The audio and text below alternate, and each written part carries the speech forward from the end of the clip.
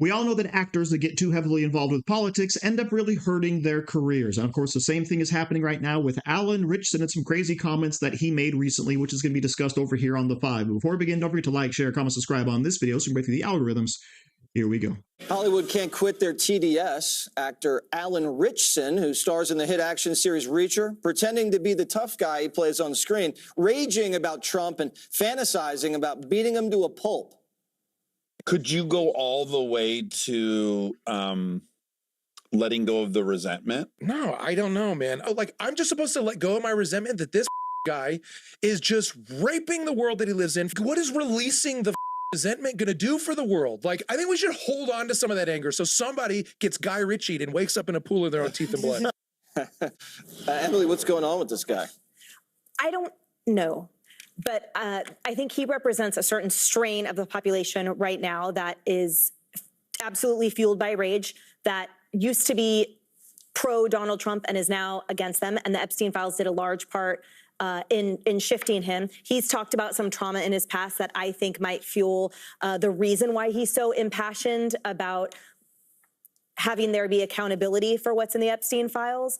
But at the end of the day, this is someone who enjoys a very now lucrative career and Hollywood elite celeb. He has gained an incredible amount of followers worshiping him for portraying a fictional hero that serves his country in movies or TV shows or whatever. And so he's using that platform to spew a lot of rage. If I can just say the obvious, stating the obvious. The TDS is very strong. Harold, would you recommend any therapy? No, I think our politics has entirely too much rage, and there's a sense that, and a belief that we're too quick to resort to violent words. And I watch this guy's show. I don't know a whole lot more about him, but I like the show. And you never know who's listening to you. I mean, he may think that he was joking there, and he likely very much was joking. But at the same time, there was an underlying sense that, this rage, you want to hold on to it. And someone could listen to that and think differently. Like, I don't like it when President Trump calls me a Democrat. Now, I think it's funny, but there's some people who may think differently of it. So the violence, I don't mind a good debate. The great Charlie Kirk, the late Charlie Kirk told us, let's debate about it. Let's have a forceful, robust, serious debate. But once you start talking about killing somebody or enacting violence against somebody, on either side, it has to be condemned. And I condemn this young guy's words for, which I hope he didn't mean, but he should take them back. Wasn't this the guy, Dana, that was getting into some fight in the lawn from some guy on a moped last week? I don't know.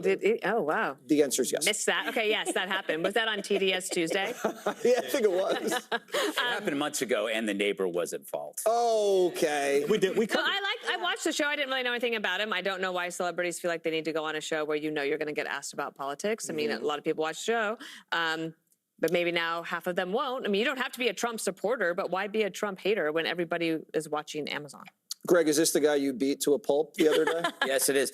This has nothing to do with politics, and he wasn't joking. It says absolutely nothing about Donald Trump, but it says too much about him. Resentment, Dana? Yes? It's like taking a poison and waiting for the other person to die. And if you look at him, it is really a powerful contrast.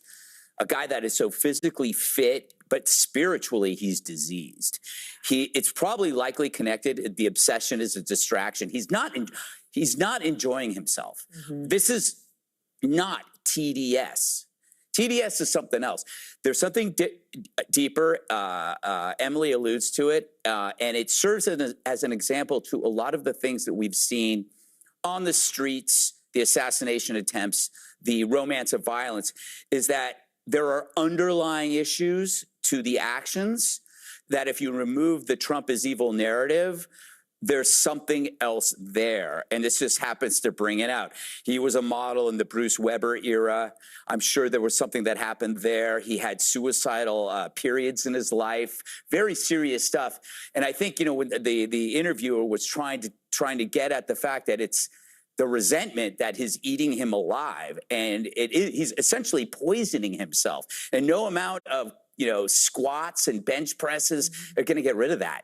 That is exactly it, right? This is going well beyond TDS and now officially into the Charlie Kirk realm, right? Because if you don't like somebody enough, if you think they're evil enough, then of course you have permission by society to end them for some reason, okay? And that's exactly what Alan Ritchson is advocating for right there. And notice the clapping seals. Oh, that was great. That's hilarious. Good job, right? He's not being brave with these statements. He's not being bold with these statements. He's just basically repeating everything we've been hearing from the left for a very long time right now. Now, of course, here's the real tragic thing, right? Aside from all these horrible comments that should be disavowed by everybody, the real tragic thing here is that Alan Ritchson was actually a decent guy, Christian, conservative. But of course, the whole Epstein thing drove him completely nuts. And by the way, I still stand that, yeah, Donald Trump had nothing to do with any of Jeffrey Epstein's nefarious practices. Because if he did, Joe Biden, who was in charge of the DOJ, etc., for 4 years, would have had the information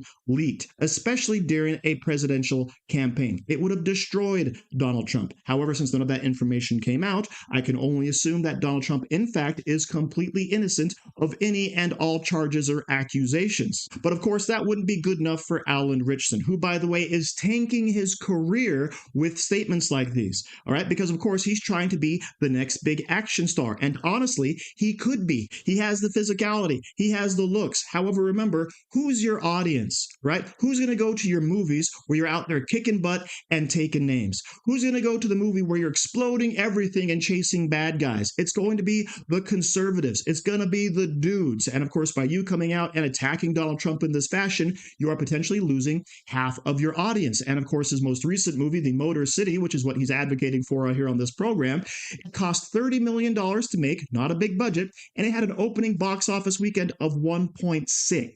Right? That is awful.